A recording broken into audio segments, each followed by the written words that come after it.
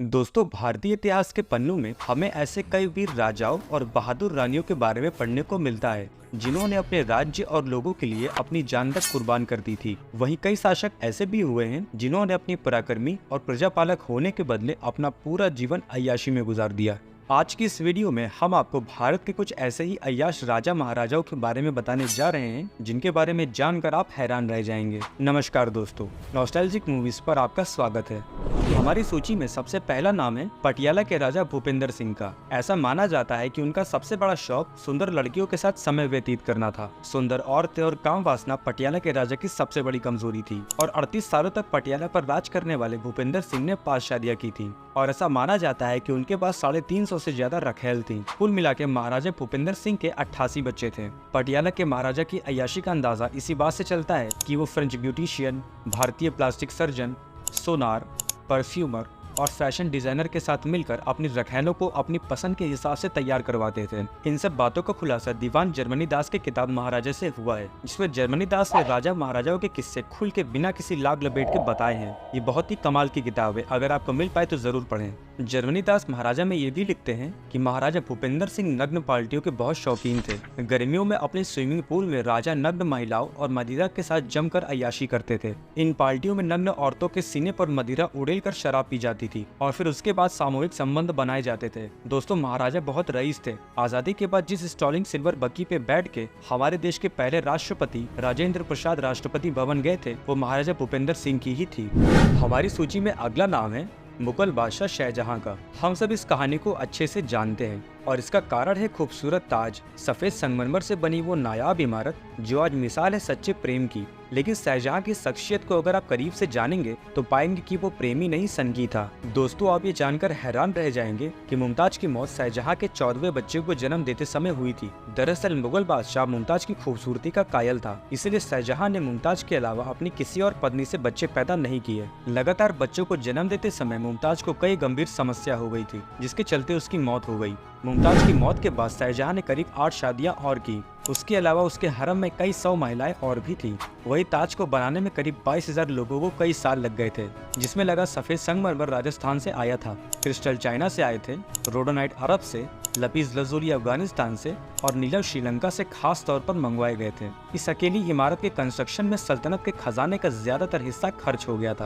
हमारी अय्याश राजाओं की सूची में तीसरा नाम है हैदराबाद के निजाम मीर उसामा अली का। अपने समय में उनकी गिनती दुनिया के सबसे अमीर लोगों में की जाती थी।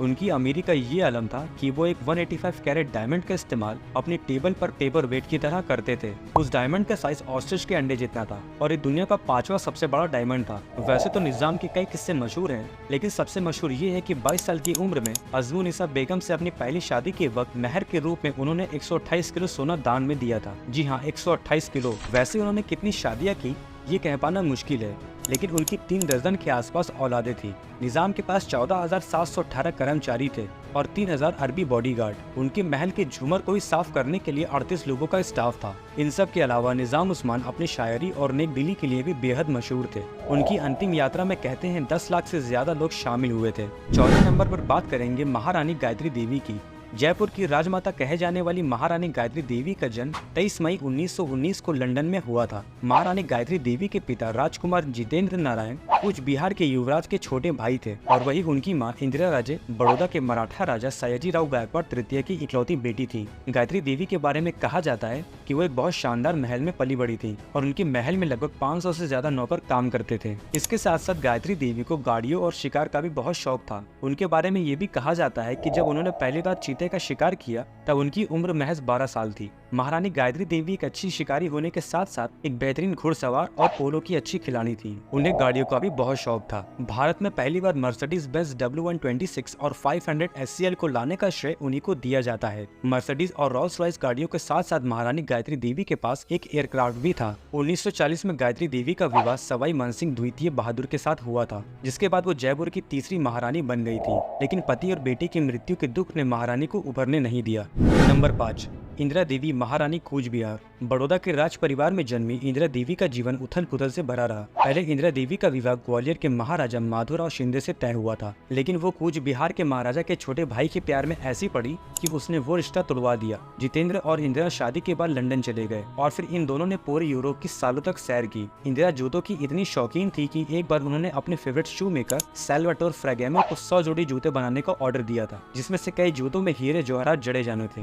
नंबर 6। अब बात करते हैं जूनागढ़ के नवाब सर मोहम्मद रसूल खान की। ऐसा कहा जाता है कि जूनागढ़ के नवाब सर मोहम्मद रसूल खान के पास 800 कुत्ते थे। इन सब कुत्तों के लिए अलग अलग 800 कमरे थे और पर्सनल सर्वेंट थे। जब कुत्ते बीमार पड़ते थे तो उन्हें ब्रिटिश जानवरों के अस्पताल ले जाया जाता था, और अगर कोई कुत्ता मर जाता था तो उसके लिए एक दिन का शोक रखा जाता था। जब उन्होंने अपने कुत्तों की शादी की तब उन पर ही 20 लाख रुपए खर्च कर दिए थे और वो दिन स्टेट हॉलीडे भी डिक्लेयर किया गया था। और दोस्तों, अब हमारी सूची में आखिरी नाम है महाराज किशन सिंह भरतपुर। जूनागढ़ के नवाब की तरह भरतपुर के महाराजा किशन सिंह अपने अजीबोगरीब शौक के लिए जाने जाते हैं। उनकी एक या दो नहीं बल्कि 40 रानियां थीं। उनकी शाही शौकों के बारे में सुनेंगे तो हैरान रह जाएंगे। दीवान जर्मनी दास ने अपनी किताब महाराजा में किशन सिंह की जिंदगी से जुड़े कई राज खोले हैं। किशन सिंह को तैराकी का बहुत शौक था और उन्होंने अपने शौक को पूरा करने के लिए एक गुलाबी संगमरमर वाली झील बनवाई थी, जिसमें उतरने के लिए चंदन से बनी सीढ़ियां बनवाई गई थी। वहीं राजा के स्वागत में निर्वस्त्र स्त्रियां सीढ़ियों पर खड़ी रहती थीं। और इतना ही नहीं, सभी रानियां अपने हाथों में मोमबत्तियां लेकर नाचती थीं,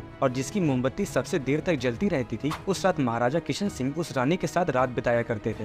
वाह, क्या तरीका है रात के लिए साथी चुनने का। खैर दोस्तों, आज की वीडियो देखकर क्या आपको राजाओं की भोग विलास की जिंदगी से जलन हो रही है या सोचकर हंसी आ रही है कि कैसे कैसे अजीबोगरीब शौक रहे हैं भारत के ये अय्याश राजाओं के? जो भी लग रहा हो नीचे कमेंट सेक्शन में अपनी राय जरूर बताएं। लेकिन आपको बता दूं कि ये तो सिर्फ झलक है, और अगर वीडियो अच्छी लगी है तो ज्यादा से ज्यादा लाइक और शेयर करें, और साथ ही अगर आप हमारे चैनल पर नए हैं तो अभी नॉस्टैल्जिक मूवीज को सब्सक्राइब करें। जय हिंद।